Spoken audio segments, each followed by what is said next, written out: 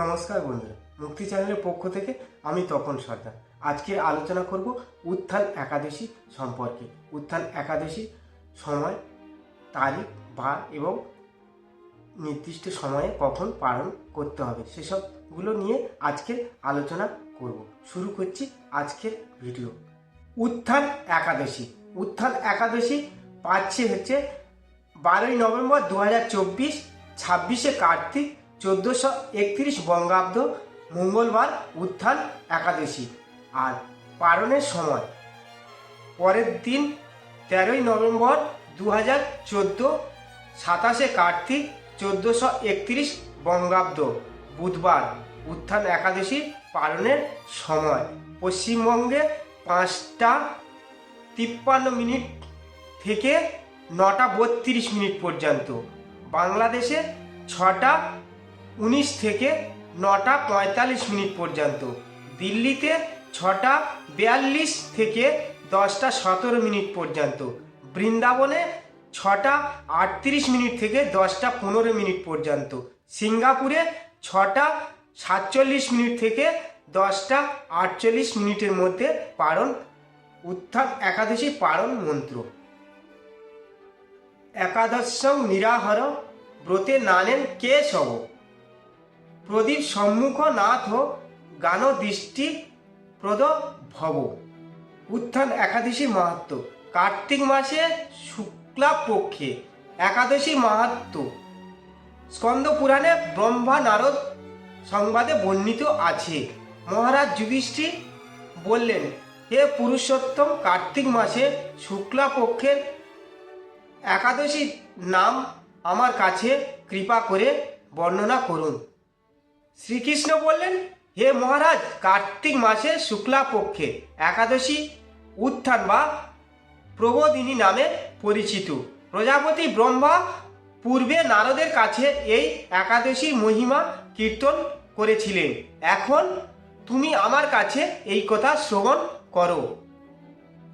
দেবর্ষি নারদ প্রজাপতি ব্রহ্মাকে বললেন, হে মাহাত্ম, এই একাদশীতে ভগবান শ্রী গোবিন্দ শয়ন থেকে জেগে ওঠেন।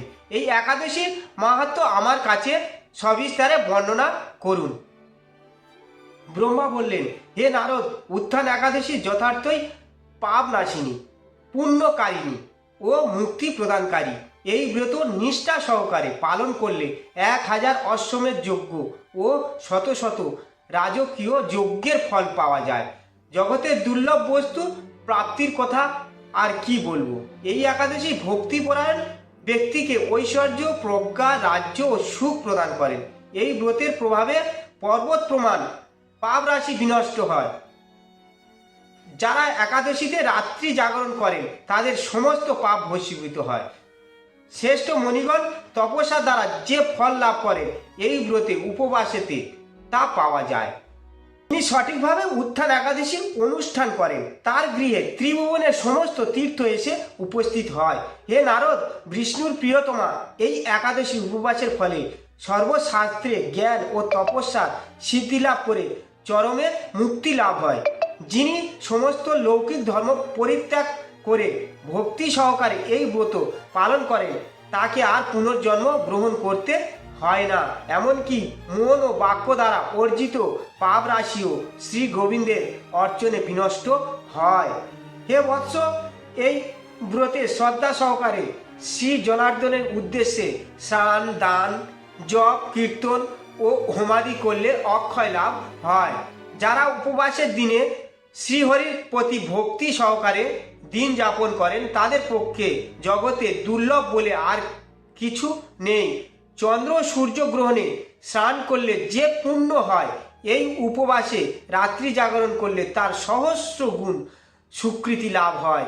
তীর্থে স্নান, দান, জপ, হোম, ধ্যান ইত্যাদির ফলে যে পুণ্য সঞ্চিত হয়, উত্থান একাদশী পালন না করলে সে সমস্ত নিষ্ফল হয়ে যায়।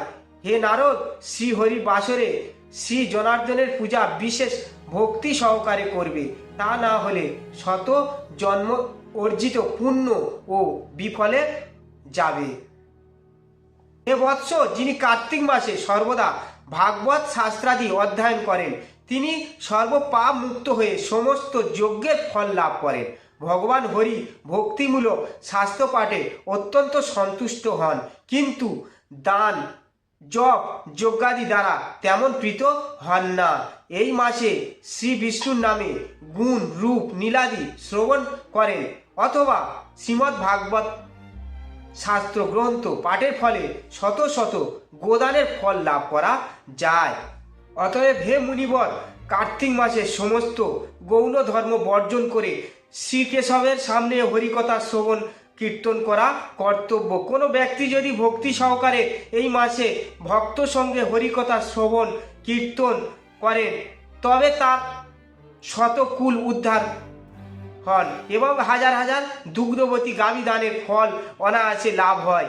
এই মাসে পবিত্র মাসে শ্রীকৃষ্ণের রূপ গুণাদি শ্রবণ কীর্তনে দিন যাপন করলে তার আর পুনর্জন্ম হবে না। এই মাসে বহু ফলমূল ফুল অগুরু কর্পূর ও চন্দন দিয়ে শ্রীহরির পূজা করা কর্তব্য। সমস্ত তীর্থ ভ্রমণ করলে যে পুণ্য হয়, উত্থান একাদশীতে শ্রীকৃষ্ণ পাদপদ্মে অর্ঘ্য প্রদানে তার কোটি গুণ স্বীকৃতি লাভ হয়। শ্রবণ কীর্তন স্মরণ বন্দনাদি নানা বিধা ভক্তির সাথে তুলসীর সেবার জন্য যারা বীজ রোপণ জল সেচন ইত্যাদি করেন তারা মুক্তি লাভ করে বৈকুণ্ঠবাসী হন। হে নারদ, স্বয়ং সুগন্ধি পুষ্পে দেবতার অর্চনে বা সহস্র সহস্র যজ্ঞ ও দানে যে ফল লাভ হয়, এই মাসে হরিবাসরে একটি মাত্র তুলসী পাতা শ্রী ভগবানের চরণে কোমলে অর্পণ করলে তার অত্যন্ত কোটি গুণ লাভ করা যায়। জয় উত্থান একাদশী, জয় শ্রীকৃষ্ণ, রাধে রাধে। প্রিয় দর্শক বন্ধু, ভিডিওটিকে মন দিয়ে দেখার জন্য অনেক অনেক ধন্যবাদ। আমাদের এই ভিডিওটিকে একটি লাইক দিলে আর আমাদের এই ছোট্ট মুক্তি নামক চ্যানেলটিকে সাবস্ক্রাইব করে আমাদেরকে সাপোর্ট করলে আমরা নতুন নতুন ভিডিও আপলোড করার প্রেরণা পাব। আমাদের চ্যানেলটিকে সাবস্ক্রাইব করে আমাদের সাথে জুড়ে থাকুন এবং এরকম ভিডিও দেখতে থাকুন। ধন্যবাদ। হরে কৃষ্ণা।